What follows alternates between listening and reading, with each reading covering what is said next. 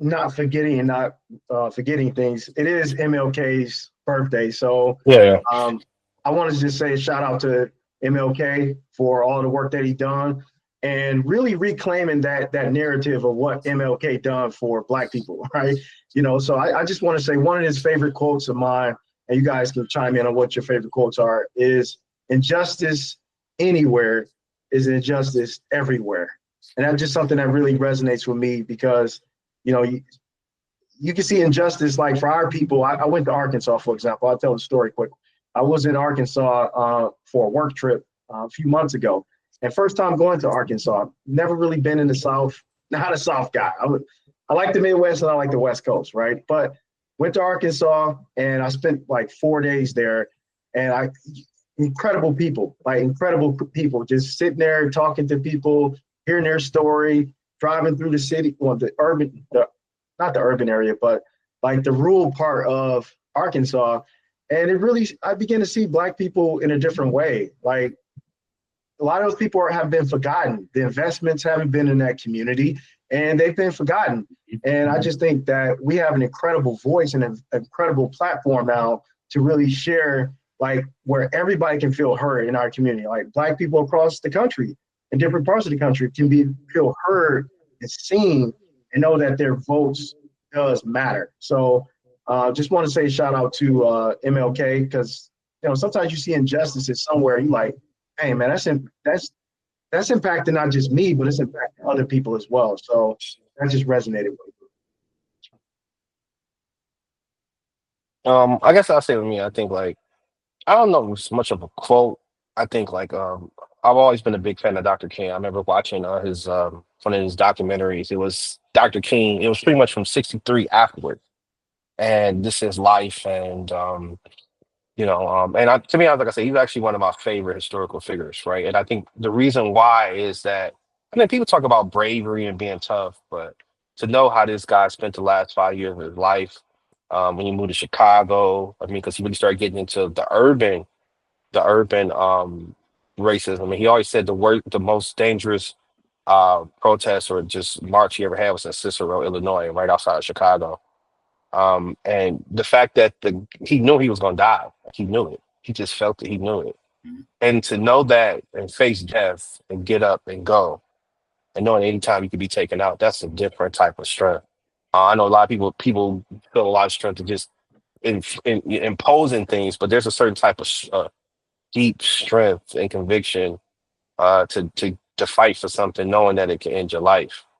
And I think sometimes who he is as a guy, as a man, kind of gets downplayed. They talk about the nonviolence. They talk a lot about like, equal rights. They talk about all these different things, but the man was the face of a movement that pretty much killed him.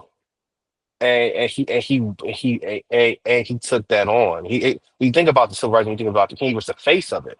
So he got the brunt of from the rest of America. He got the brunt of whatever people wanted to dish out at him. He got the brunt. And then even from that movement, and you had, Andrew Young, Jesse Jackson, a lot of the leaders a lot of the political leaders who would come and be key political figures, John Lewis, come from out of that, time. So just to be that type of person to deal with that, and that's a certain type of strength. And I don't even think we've had leaders like that in a very long time.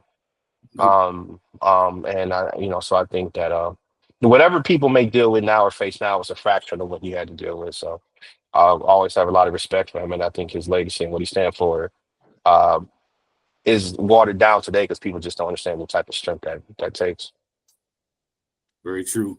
And for me, I would say my favorite Dr. Queen quote is probably Dr. a basic Queen? one. Did you say Dr. Queen? Dr. King. Sorry. Oh, I thought you said No, Dr. No. Dr. King. The time is always right to do what is right.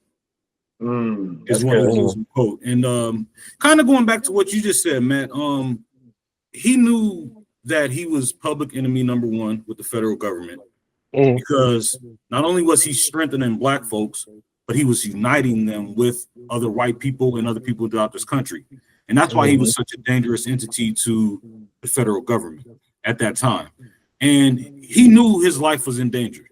Like you said, he knew this was eventually going to probably lead to his death. And he could have said, you know what, I got kids, you know, I got a wife, you know, I can't be out here putting my life on the line trying to help other people.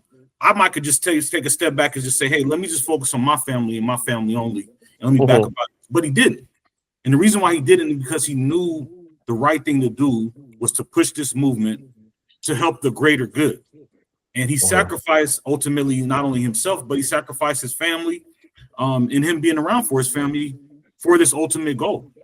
And he said to himself, yeah, I love my family, and I know, you know, I'm doing this and it's dangerous and I might get taken away from them, but I got to do what's right. What's right in my heart is I got to put my life on the line, you know, even if it's going to take me away from my family, my kids, to make sure that we achieve this goal of making sure that our people are equal in this country, which we have not been since its inception ultimately. So for me, with Dr. King, that's one of the more, it's a basic quote that you just think an everyday person would think the time is always right to do what is right.